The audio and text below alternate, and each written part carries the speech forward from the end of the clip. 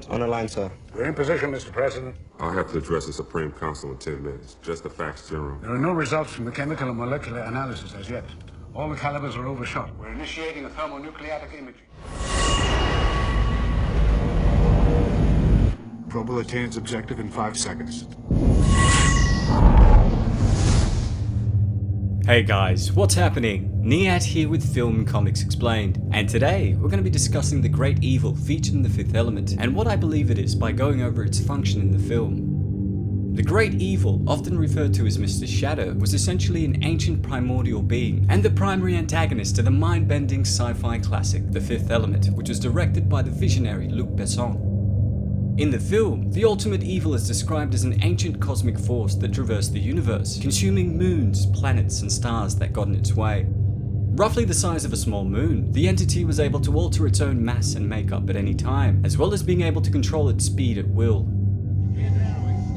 Anything yet? No, sir. Not even the temperature. The thermal analyzers have jammed. One of them shows a million degrees, the other's minus 5,000. Let's see it. The great evil could not be killed, and all attempts to destroy it appeared to only give it more strength via the absorption of negative energy.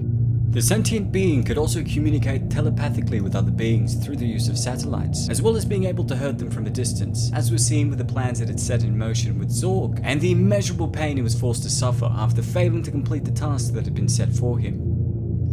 Zorg's office? Told you I do not want to be disturbed. I know you don't want to be disturbed, except if it's Mr. Shadow, and it's Mr. Shadow on the line. Am I disturbing you? No. Just... Where are you? Far now. Good. Money is of no importance. I want stones. It's also revealed that this entity, which travelled freely throughout the universe, was in direct alignment with the Earth every 5,000 years, and would have essentially consumed the planet and all life it supported if it were not for the Fifth Element. This supreme being was able to channel the 4 life-giving elements into its body, along with its own divine light, and was able to repel the great evil when necessary, though it's important to note that it still did not have the power to completely destroy it.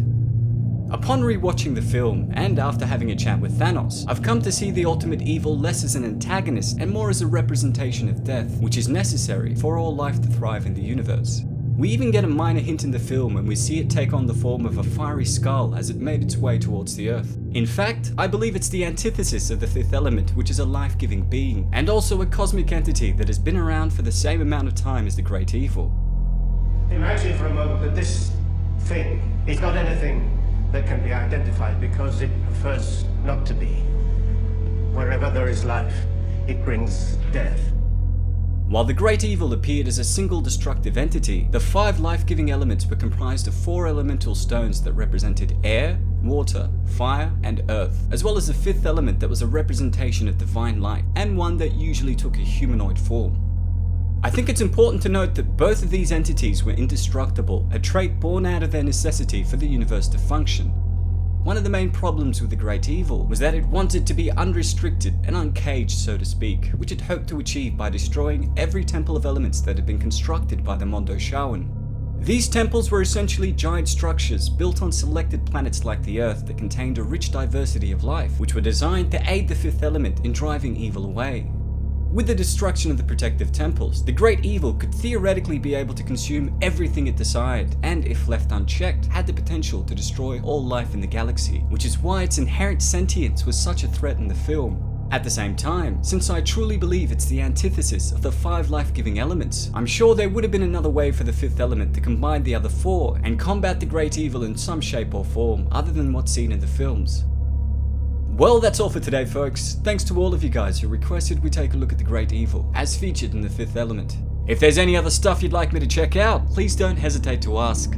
As always, it's been a pleasure. Nihat here with Film Comics Explained. Thanks for stopping by. Up front loading of a 120 ZR missile. Marker lights on the objective.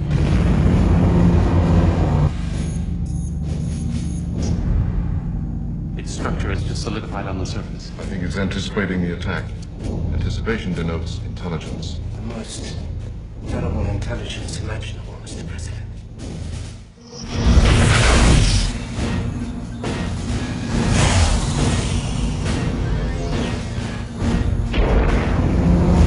Did you destroy it? I'm about to, sir.